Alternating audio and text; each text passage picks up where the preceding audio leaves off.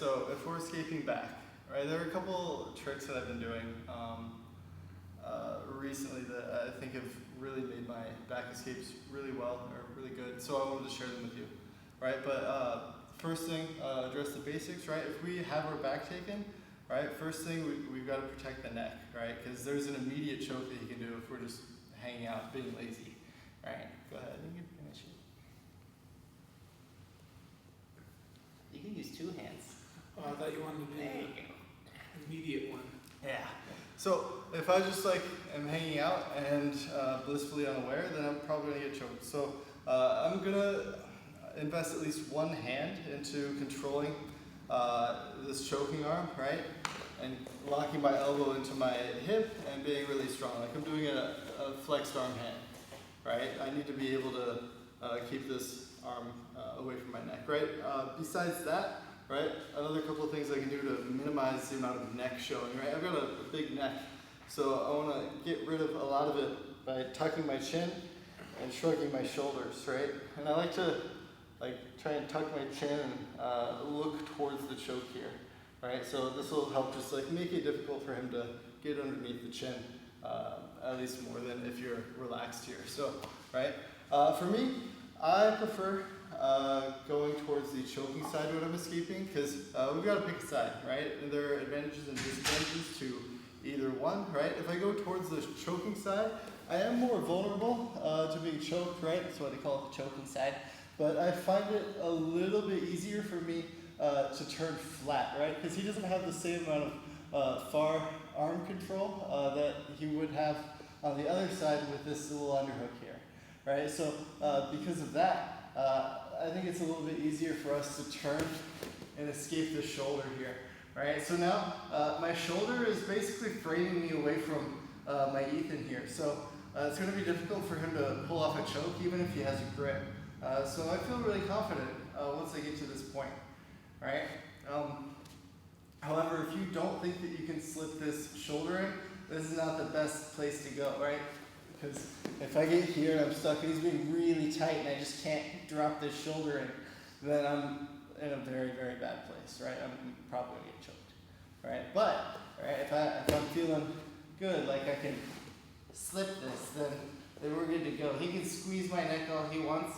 He's probably not gonna be able to finish the choke, right? And if things start going black, right, I've still got my arms free to start pulling things away. Anyway, so from here, right, I've escaped pretty much my hips. I'm most of the way out here, right? When I'm here, I do want to make sure that my weight is laying down on this leg here, right? If I'm say here and just sitting, right, I'll be vulnerable to him escaping that leg and arm barring me, right?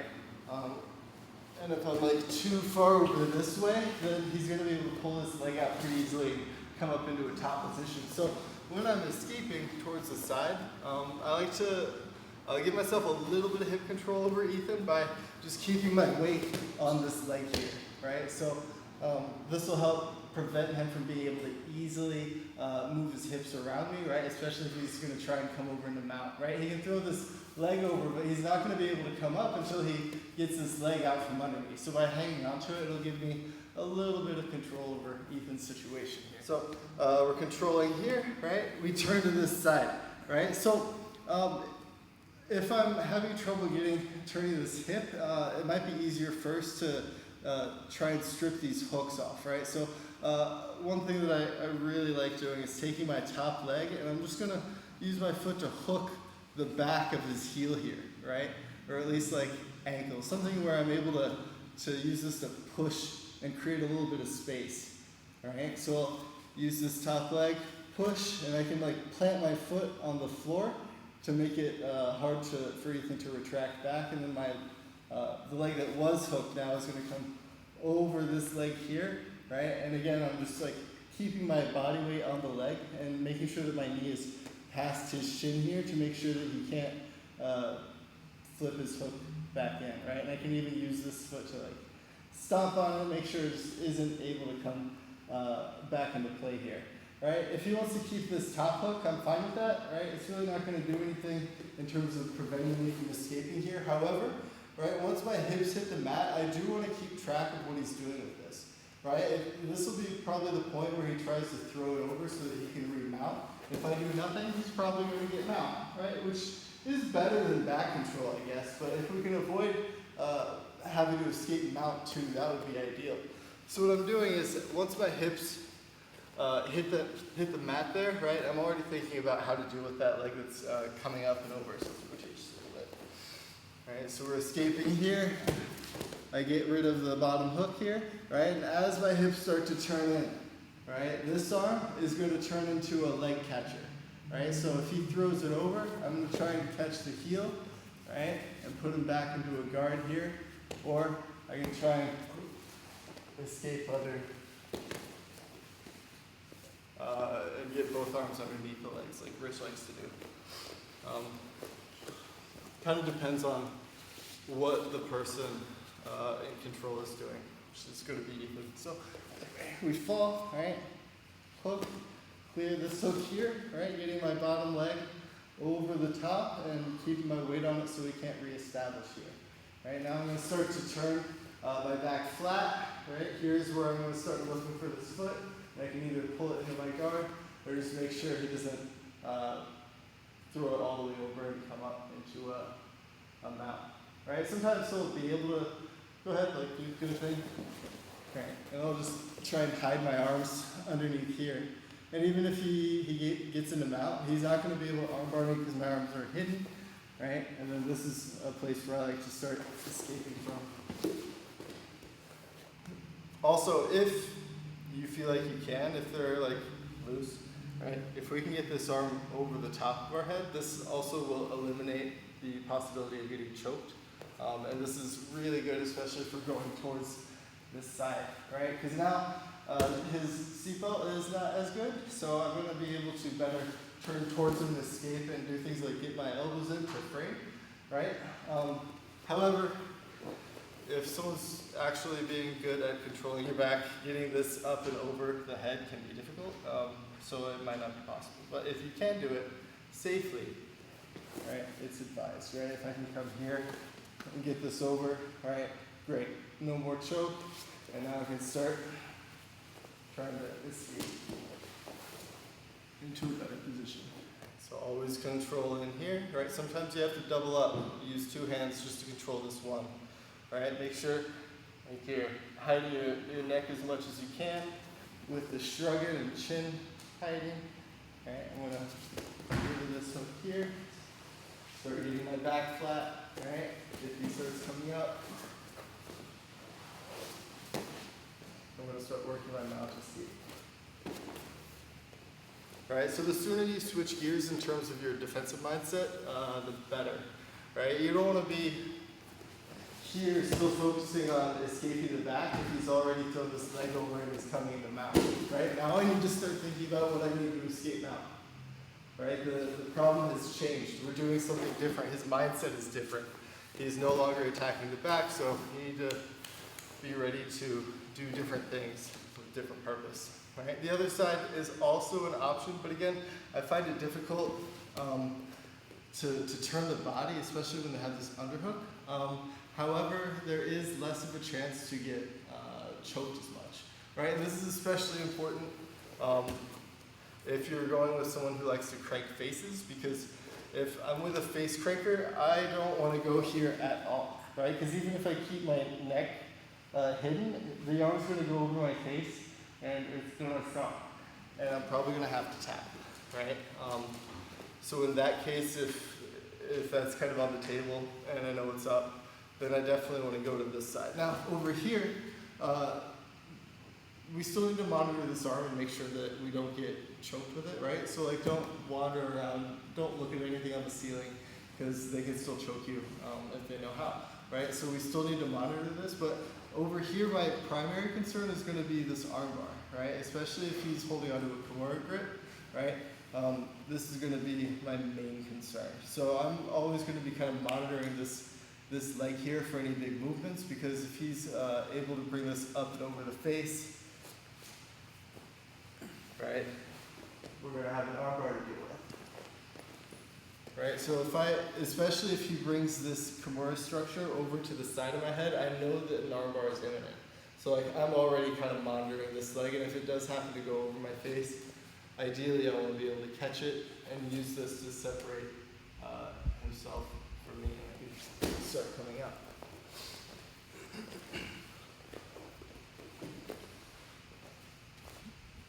For me, I find that the best opportunity to escape is going to be when they end up going for this armbar, right? Where they, once he frames, go ahead.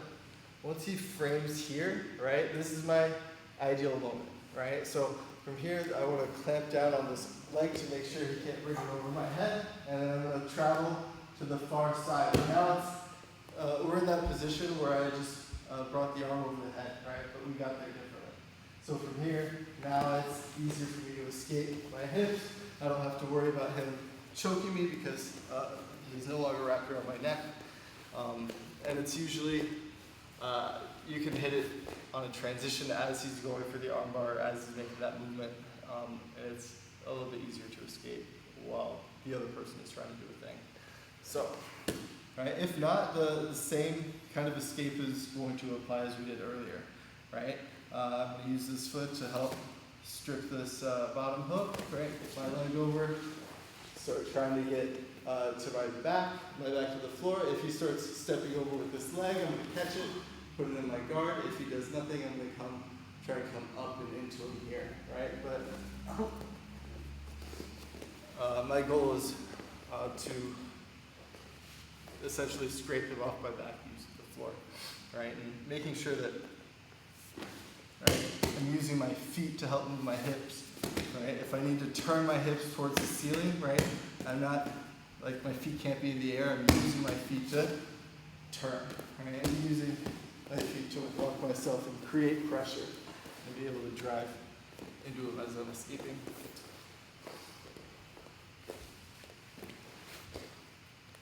Alright, so go this way. That.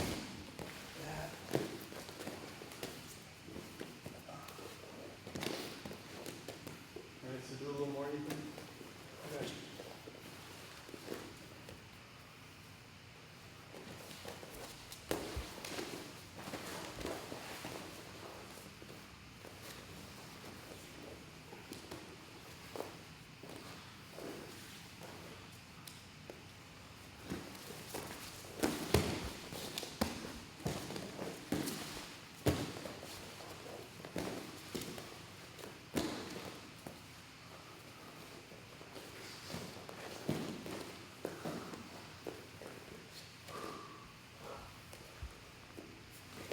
This is my favorite thing. Right, getting this hook out.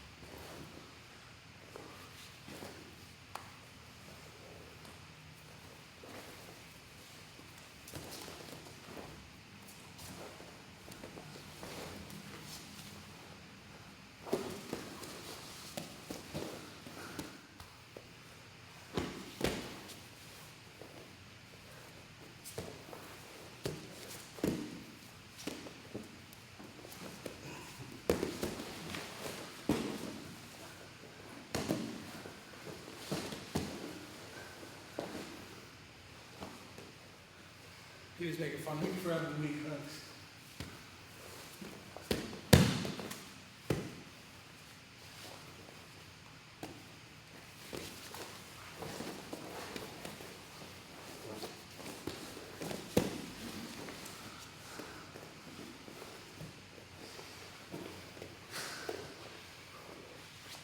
I'm gonna get you right here. This is gonna be the one. Okay.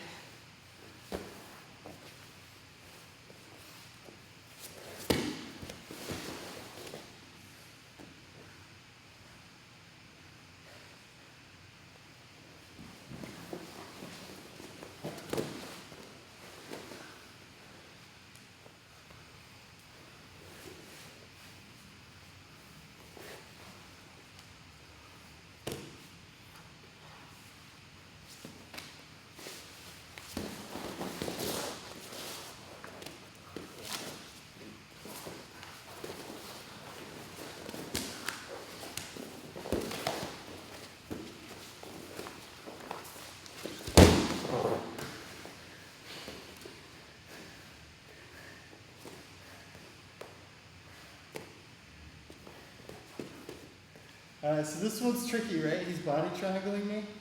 So when this happens, right, my goal is I want to either get him to open up willingly or I want to lock his legs into this figure four.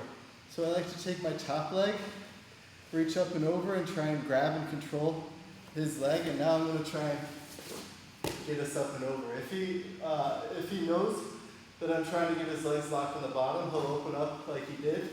If he doesn't and he keeps locked and I come to this side, then I can break his ankles with a little like hip thrust. So if we can lock this in, I find that the hard part is getting over to the other side at this point. I haven't figured out how to do it nicely. But once we're over here, we're good to go. A lot of good pressure. Turn our hips to where we need them to go.